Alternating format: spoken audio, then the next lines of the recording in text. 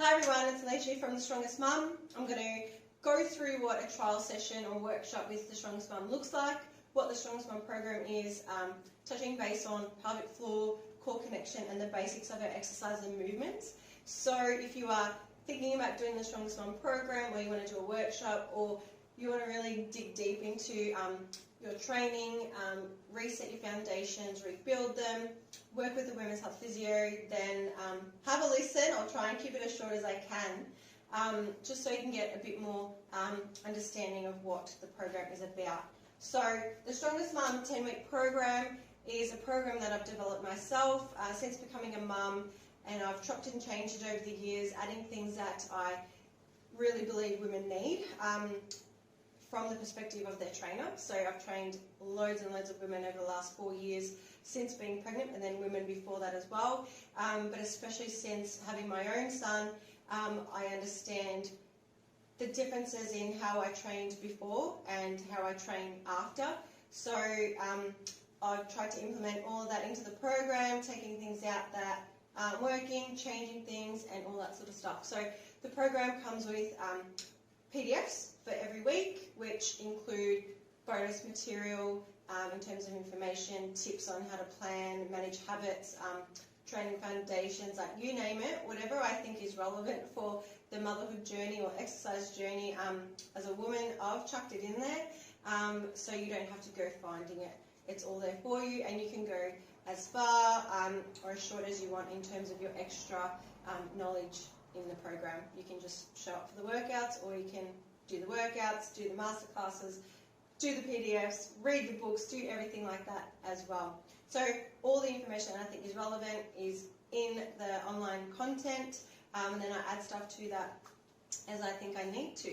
You could do the program face-to-face with me, or all online on your own, or you can do it as a bit of a hybrid where you're doing it online but you have Zoom calls with me each week or each month, however the program is that you're signed up for at the time. So that's what the program is in a nutshell. It is a bridge to going from being pregnant or not training or having an injury to then building a foundation back up to going forward into an area of training that you want to be at after an injury or after being pregnant or whatever it is, so that you feel more confident in how to move your body, how to do it right, and also managing and dealing with any pelvic floor or core dysfunctions or imbalances in your glutes or in your body. So, who needs it? Any woman. So it's not just for mums, it's for all women. Obviously, it's called the Strongest Mum program because I'm a mum and I developed it for mums because that's the majority of my clients. But women who haven't physically had children have also done my program and loved it because they've benefited from the connection, from the knowledge, from the routine, and from that comfortability. So the lack of intimidation. There's no before and after photos. There's no calorie targets or anything like that. It is all about doing everything right and right for you on the day and at the time when you are doing your exercise. So we have a check-in. Every time you do a session, you'll learn to self-check to make sure that you're using the energy that you have available to you on that day. So all of my clients, I always ask them, how do you feel today? Did you eat breakfast? If they are 0 to 5, we rest. If they're a 6 or 7, we go light, and if they're 8, 9 or 10, then we can increase that. So you're not going to feel the same each day and each time you do a workout, and that's really important to respect and understand and appreciate. So all of my clients as well are referred to women's health physios. You can find a women's health physio with the links that are in the program and in the content. Women's health physio is someone who has done further training on top of their physiotherapy accreditation to help people with issues like incontinence or abdominal separation or pregnancy-induced pain or anything like that, where we're focusing on this sort of area of our body, and they can really help you to manage or diagnose things like pelvic organ prolapse or hypertonic pelvic floor or weak pelvic floor or abdominal separation, pelvic girdle pain, things like that. So they are really the eyes on the inside to help you in your long-term plan to exercise or exercising with a concern like pelvic floor prolapse or something like that. What to expect from a women's health physio appointment is a few things. So if you haven't seen a women's health physio before, you don't need a referral. You can ring them directly and make an appointment.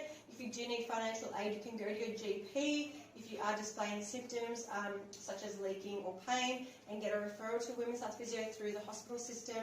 That might take longer, and you might not get the same physio each time if you need ongoing care. So if you do want to build a relationship with a women's health physio, which is what I recommend, then it might be better for you to go privately. A women's health physio is someone that I believe all women should have on their health team. So just like you have the same dentist or the same hairdresser or the same doctor or the same, coach or whatever, I really believe that a women's health physio is someone that you need on that list, because our pelvic floor changes, our hormones change, we might go through menopause, we might have another baby, we might have issues like endometriosis or PCOS and things like that. Really important that they are someone that you can rely on for help. So in an appointment, they will go through a thorough questionnaire with you. They will ask you if it's okay for them to give you a physical pelvic floor assessment. They might ask you if it's okay to do a real-time ultrasound. They might get you to do some movements, like see what your alignment's like. They might check your belly for abdominal separation. In an ideal world, they're doing all of that. But we know that an appointment isn't going to be, super, super long. So you might not get time to go through all these things. So I also recommend maybe planning 2 to 3 sessions at least with a women's health physio, just to help you process all the information and really get to what you need out of it.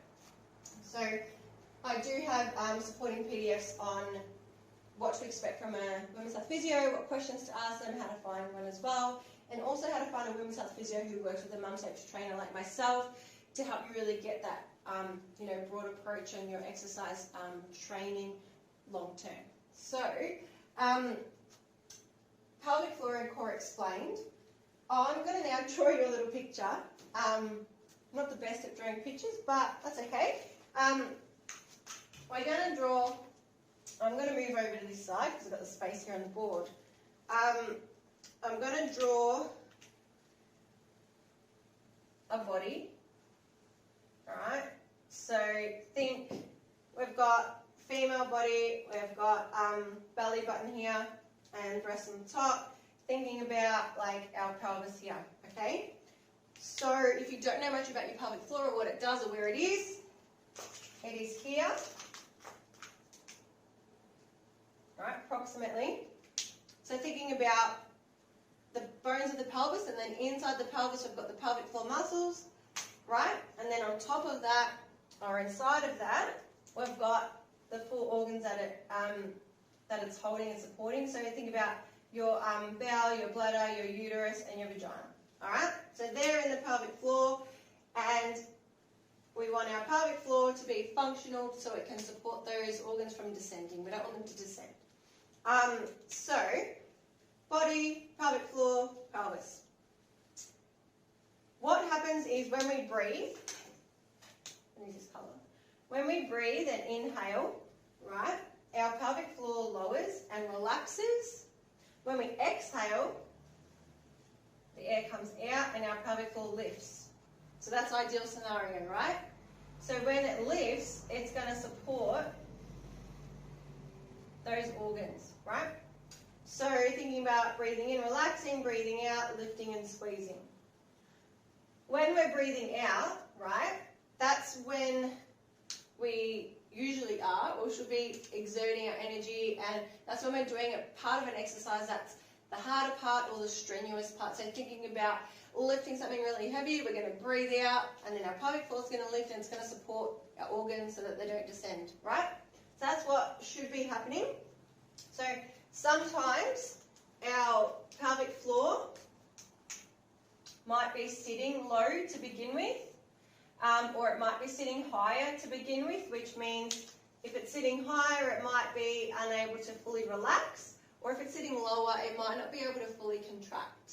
So Both scenarios can present with similar symptoms such as leaking and incontinence, pain, heaviness, painful intercourse, all different things, right? So it's really important that we keep going back to Women's Health Physio to get that assessment so that we know.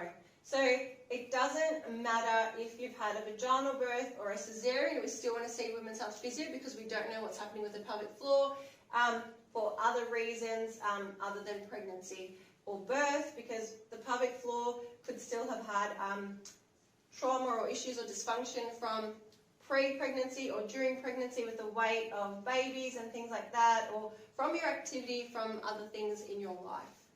So on top of that, we've got our core, right? So we're thinking about our deep core.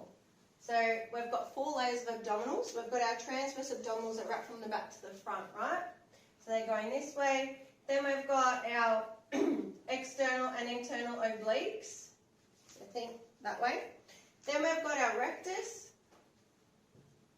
So those 6-pack abs that everyone likes to work on. So we've got those 4 layers, right? When we're pregnant and our belly expands, in between our 2 rectus bellies, there is a thing called the linea alba, or fascia connective tissue. That is what separates so your baby can grow. And then that is what is then known as abdominal separation postpartum. So for some women, the gap might close and go back to a normal range, which is approximately 2 fingers wide, and they might not have any issues with it. They might not have any pain or doming or anything like that. But for other women, they might have some pain of some sort in the area. They might feel really weak in their core. They might see some doming happening on any part of their belly. They might also see indrawing. So again, we go back to Women's Health Physio for that assessment and that check. What we know is that it's not necessarily important, or it is important, but it's not the focus primarily to bring the gap closer together. It is important to create integrity in the connective tissue, so that connects those 2 rectus heads, and that supports our posture and our torso, right? So when we think about abdominal separation and our exercise selection for that, we want to do things that promote the strengthening of that connective tissue in between, and that don't make things worse or prevent it from getting stronger, if that makes sense. So when we do exercises in the Strongest One program, they are all adaptable and modifiable to manage abdominal separation and to manage pelvic floor dysfunction or weakness and things like that. So we've talked about pelvic floor, what it is, how it relaxes and contracts. We've talked about abdominal separation and the 4 layers of our core. Now we're going to put all that together in activating it ourselves, and then I'll show you how we can modify things in exercises to avoid making things like that more of an issue if they are an issue. So if it's safe for you to do so, you can lay down on the floor, or if you're pregnant, you can side lie or sit or stand. Alright, so I'm going to lay down, and I'm going to make sure that I'm nice and neutral, so I'm not like, arched or anything like that, or hips up. So I want to be flat on the floor, as flat as I can be. We're going to have our knees bent.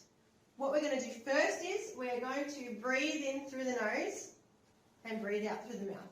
So do this 5 times, breathe in through the nose, breathe out through the mouth. When I do my pelvic floor work, or when I'm training clients, I always do this with my hands just as an extra guide for my breathing to make sure I'm doing it right, because 9 times out of 10, everyone that I train is doing the breathing the opposite. So the breathing is really important so that we get that full relaxation and full contraction of our pelvic floor, which will in turn help us to really manage our pelvic floor, right, and our core. So if we're breathing in the wrong pattern, then we're not going to get the right contraction and release. So we're going to breathe in, relax, breathe out, breathe in, relax, breathe out. So do that a few times, really relax your body, relax your glutes, and I know it usually takes a few minutes for my mum clients and my women clients to relax. So and then we're going to add our actual pelvic floor connection to this now. So when thinking about our pelvic floor, some things that can help you are thinking about your glutes being relaxed, your back relaxing and melting into the floor, but thinking about your vaginal wall just widening or relaxing. We're not pushing anything out or down, we're just relaxing. So for me, that cue of widening vaginal wall really helped to get me to relax my pelvic floor, as I did have a hypertonic pelvic floor when I first got into all of this stuff 4 years ago. So we're going to breathe in through our nose and we're going to relax our pelvic floor. And we're going to breathe out, then we're going to breathe in and relax it again, and we're going to breathe out. Now, if you're really struggling to relax pelvic floor here, you can try popping your legs up on a chair or a couch, and this position usually helps to relax pelvic floor. You can also flip over into a bird dog or variation of it, like for someone to really get their pelvic floor to relax, they might need to just move around into like child's poses and modifications of that just to relax. So then you're not so much thinking about your posture in that position, just to release your pelvic floor as an idea. So then we're going to do a few sets of this. So we're going to release our pelvic floor or relax it when we inhale. Then we're going to add our contraction, so our lift and our squeeze when we exhale. So that's why you'll see why the hands are really important, because it helps when you're like talking and breathing and trying to do all the things, right? So we're going to breathe in, relax, breathe out, squeeze and lift pelvic floor. Breathe in, relax, breathe out, squeeze and lift pelvic floor. So when I spoke about relaxing pelvic floor, I talked about widening your vaginal wall or dropping, like just relaxing.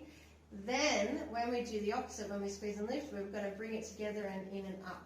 So that's when things that might work for you might be lifting up a blueberry with your vaginal wall, thinking about a thick shake straw and sucking that thick shake up. You might visualize things like dropping a tissue onto a table and then picking it up, or a floor clamp, or a jellyfish, whatever works for you. A couple of different cues that clients have shared with me that have worked for them is imagining prickles on your undies and pulling your pelvic floor up and away from that. So that might be a different one that might help you to sort of just get the feel for it, and then you can use other cues as you go on. But practice really makes perfect. The more you practice this and get your breathing right, the easier it will become. And then when you do see a women's health physio, hopefully you've got that technique really spot on, so it makes their job a lot easier as well. So let's just do that one more time. So breathe in, relax, breathe out, squeeze and lift pelvic floor. Right? So that's the breathing pattern. That's what you want to do. When we are contracting our pelvic floor, we don't want to lift our hips, we don't want to squeeze our glutes, and we don't want to tense anything else up. It's like a 2 out of 10. It's not like squeeze where, we're holding our breath or anything like that. So we never want to hold our breath, we never want to bear down, and we never want to be like super tense, all right? So we should be relaxed and then squeeze and lift gently on that exhale. We're going to add our core activations onto this now. So just a reminder, if you are pregnant, you're side lying, sitting or standing, okay? Pelvic floor and TA, so transverse abdominals, TA for short. I get my clients to pop their fingertips on their hip bones and then move in just a little bit, so about an inch or so. I've got a cesarean scar, so I visualize that. If you don't, just draw a line like in your brain from finger to finger, so you're thinking about that lower area here. Then what we're going to do is we're going to breathe in and relax, breathe out, lift and squeeze pelvic floor. Then we're going to activate our TA by pulling our hip bones across that line towards each other. And then what you should feel is like some tightening here. So we're pulling that TA on, so it's going to feel like it's coming across. the way that I visualize it is like you've got like a string and it sort of does that. So breathe in, relax, breathe out, and it comes across, right? If that is not working for you, instead of pulling the two hip bones together, you can visualize or try and attempt to do pull your skin away from your pants towards your tailbone. So breathe in, relax, breathe out, pull your skin away. And you're going to get that same sort of tension here. So we're going to do that a few times. We're going to breathe in, relax, breathe out, lift and squeeze pelvic floor, activate TA as you're breathing out, and then you can relax again.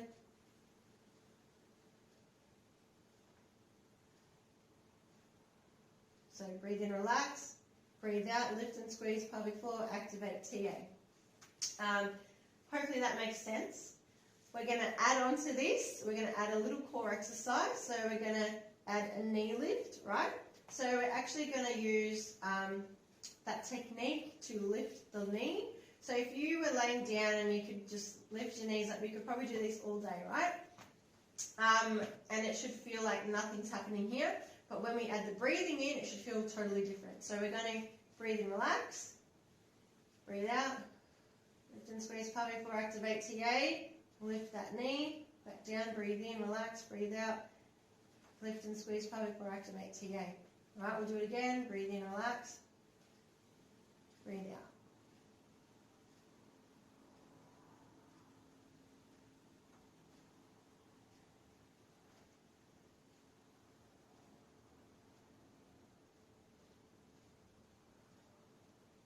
Alright, so if you do that little experiment again, if you just do the knees up without any of the breathing or activation, it should feel like two different things. So it should feel like there's a lot more tension when you actually activate everything and lift the knee up. During the program, we do this activity to start with, and then over the weeks you can progress and go into different core exercises that require more load, alright, and have more resistance. Then we're going to add on to this again. We're going to go into our glutes now. So we want strong glutes for a strong pelvis. And glutes are the biggest muscle group that we have, and we want them to be strong and functional to help us in our everyday life and our other movements as well. So we're going to just do a hip thrust. So we're going to breathe in, relax, breathe out, push our heels into the ground and lift our hips and squeeze our glutes. Now, don't be afraid to have a feel and make sure that both glutes are firing. If you feel like only one is, then we might need to do some single leg work on that side or a pre-activation, but hopefully they're both working, and then you can add things onto this exercise to progress, like bands, weights, single leg, and then a different exercise altogether. If you did want to try a single leg version, you can lift one foot off the floor about 1 inch or 2, breathe in, relax, breathe out, and exhale. Alright, so that's our hip thrust. So we would do, say, 10 of those. Breathe in, relax, breathe out, squeeze. Just to start firing our glutes for our workout, and because, yeah, we know how important it is to have strong, functional glutes as well.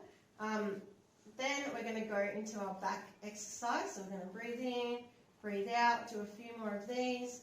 And we want to feel it a little bit in our hammies. We want to if you want, you can add your pelvic floor and core activations as well. But we're really making sure that our glutes are turning on. And then we are going to roll over. So always get everyone to roll over just to protect our core. And then we're going to come up.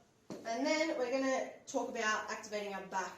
So what we're going through today, and in the trial session or introduction workshop to the Strongest Mum program, is our foundation warm-up to each exercise workout. So we're going to think about now is this area here. So I always talk about in between the bra strap but above the bra clasp.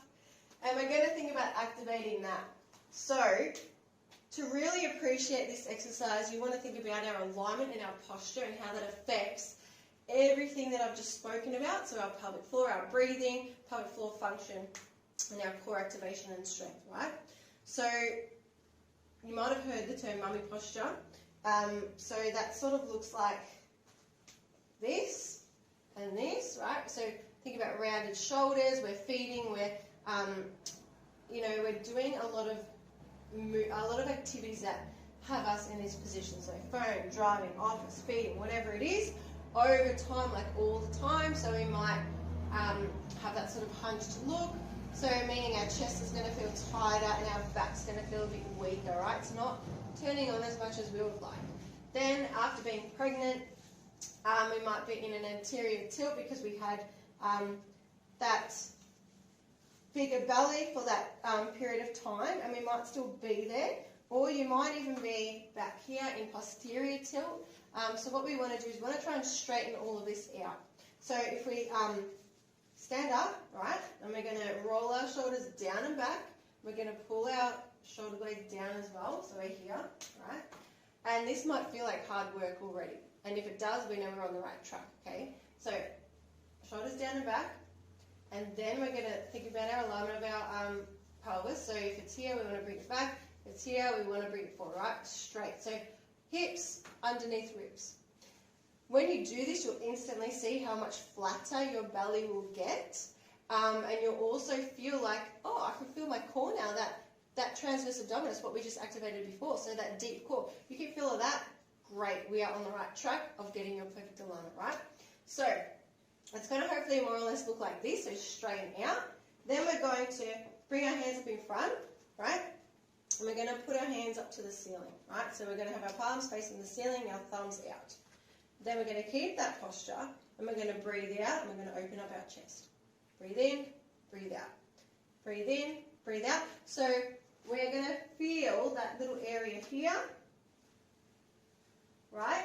The most important thing here is that we do keep our palms facing the ceiling so that we don't get our upper traps, all right? So you can see the difference there, okay? So we want lower traps, right? Think about our rhomboids, our lower middle trap, and that's going to really help bring everything into alignment. So if you're feeding or you're going on a long drive or you've been doing a lot of stuff on your phone, you know, stand up and do a few of these. These are called standing T's. You can add a resistance band to them as you go on, right? So we're going to hold the band nice and soft, not thinking about how hard we can pull it, and then we're just going to open up our chest. So breathe in, breathe out. Just to add a bit more resistance. So we've activated our glutes and we've activated our back. We've activated our core, we're connected to our pelvic floor. So that would be that warm-up routine that we do before every workout, that you can do as just your workout for the day. So when you do that, you know, 2 or 3 sets of each, it works out to be about 10 minutes. We've all got 10 minutes. Even if you broke it up into 2 5-minute sessions, you might do the pelvic floor work and core, then you might do the hip thrust and the back exercise a bit later. So trust me when I say if you add that warm-up routine to your life every day, you will feel so much better. You'll have more mobility, and you'll find yourself standing up taller as well. So now what we're going to do is we're going to have a go at trying our squats, row and press, thinking about all the stuff that we've just talked about. So if we've got pelvic floor dysfunction or weakness or any issues there, we're going to think about how we're going to do our squats. So first of all, we're going to get our breathing right. Then we're going to get into our best posture for ourselves. So for me, it's here, right? Then we're going to do a squat, and then we're going to come up.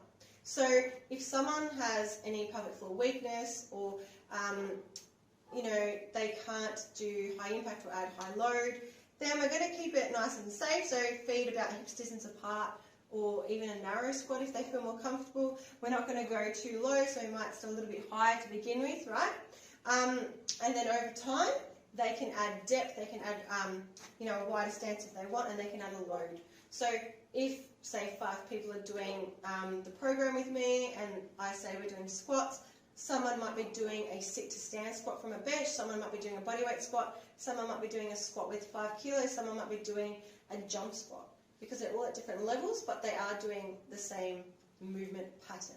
So once we do our squat, right, down, as soon as you start to come up, we're going to squeeze our glutes and breathe out and come up, all right? So imagine if we were doing the squat in that really bad, like, mummy posture, right? It hurts me to just get into that position because I'm so used to not being in that position now. But imagine if you're doing that over and over and over and over again, then we get extra pain. We don't want to do exercise because we're discouraged from it because it doesn't feel good. So when we really get ourselves into alignment, and then we're going to do our exercise properly. We feel better, we feel more empowered, and you start to see results quicker because you're actually using the muscles that you need to use. So you'll actually be using your glutes more. When, if you were doing it in that other way, you're probably feeling it more in your quads, you're probably feeling it more in your back, you're just like not feeling it where you're meant to feel it. You're not going to be able to load properly. And when we progressively overload over time, that's when you're going to see more results and more muscle tone and stuff like that. So that's an example of our squat. And you can obviously add load, bands, all different things to your squats, and you'll see that in the workouts. Then we've got a row, so another base movement. I'm going to sit down for this one, and I'm going to add my band. We're going to pop the band around our feet, it's about halfway, and then we're going to have soft knees, and then we don't want to start here, do we? We want to start shoulders down and back, sitting tall. We're going to breathe out and we're going to row. Breathe in, breathe out, row. Breathe in, breathe out, row. So remembering when we did our warm-up, we activated our back, so this should feel really good because we know what area we want to think about and what we want to target. You can also make these, harder by standing, doing a bent over row, doing dumbbells, doing a barbell row, all these sorts of things. But that general movement, once we've got that alignment, the breathing and everything, and we're doing the movement really correctly, then that's when the magic starts to happen, as you know and as I keep saying. And then our last exercise example is a press. So I'm going to use the band. You can use the band, or you can use actually a dumbbell. I'll show you the dumbbells. So I'm just going to bring them over.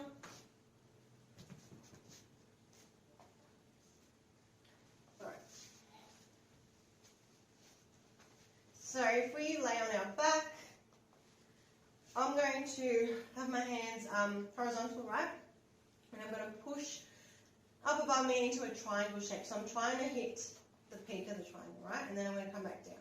So breathe out, breathe in, breathe out, breathe in, breathe out. And what we want to do is keep our wrists nice and straight. So we don't want to do that. And we want to keep them straight, right, to avoid any wrist pain or issues, especially for mums or women that have like mum's thumb or carpal tunnel. Everything we want to do is nice and straight and supported by our forearms. So breathe in, breathe out. I love chest press. You can obviously progress that as well. So you could add a bench, you could add a little bit more of a range of motion, you could add a barbell, you could turn this into a push-up. So we start with the basics in The Strongest Mum, and we get them done really, really well. And then we can modify them as you need to over time so that you can repeat the program. That way you can, learn different exercises, different variations of exercises. You can repeat the program as many times as you like. So you might go from doing chest press in term 1, progressing your weights. Then you might go to doing negative push-ups in term 2, then you might go into toe push-ups, and then you might go into like a push-up variation or a barbell bench press, like all different things. But the thing that will stay is the foundation. You know how to do the movement pattern. You know how to set yourself up properly, and you know what not to do. So when we were doing the squat, before we talked about pelvic floor weakness and then what not to do. If you were doing a row and you had, if you've got pelvic floor weakness or prolapse or anything like that where we want to reduce the load on you, then you would sit and do the band row. If you were wanting to progress that, you could stand and do a bent over row. However, if you had abdominal separation and you couldn't load your core in that position just yet, then you would stay on that seated position. You could sit on a bench and do the row on a chair. There's all different ways. You can do half kneeling, so the program really shows you how to do different versions of each movement so that you can still really get a thorough full body workout and really understand all the basics. So we go through hinges, pushes, pulls, squats and core. We do some cardio, and the cardio is all low impact, but then versions of it can go into high impact as well. So it's a really good way to get a thorough understanding of how to train safely, how to be empowered to know when to modify stuff. So if you did the program and say, for example, you went into another fitness training environment where it's really fast paced, you can really stand there and say, no, I'm not going to do that, I'm going to modify it slightly, or I'm going to do this version of it. Because you know, you've got the tools and you've been practicing it, so you don't have to put yourself in a position where you might potentially hurt yourself or do an exercise that you know is not going to serve you for whatever reason, whether it's prolapse or abdominal separation at that time. So that's what we go through in a trial. Hopefully that really helps you to understand what the program is about, how I train my clients, what we do. This is just a small taste and snippet into the outline of what the Strongest Mum program is. The Strongest Mum program has 3 strength workouts and 2 cardio-based workouts, and then we modify them and progress them as you need to. But the foundation's there to basically learn the basics of everything and to set that up really well for yourself. You can progress in your core exercises, you can progress in your weights, you can progress in the level of intensity that you give to each workout, especially with your cardio workouts as well. So hopefully that makes a lot of sense for you. If you have any questions, please let me know. Contact me. If you want to start the program online, obviously jump on board to the online programs. If you want to start the 8-week meal plan, jump onto that. If you need to find a mum-safe trainer somewhere near you, go to the mum-safe website. I've got the links there. If you need to find a women's health physio that works with a mum-safe trainer, the links are there as well. So, yeah, good luck and happy training.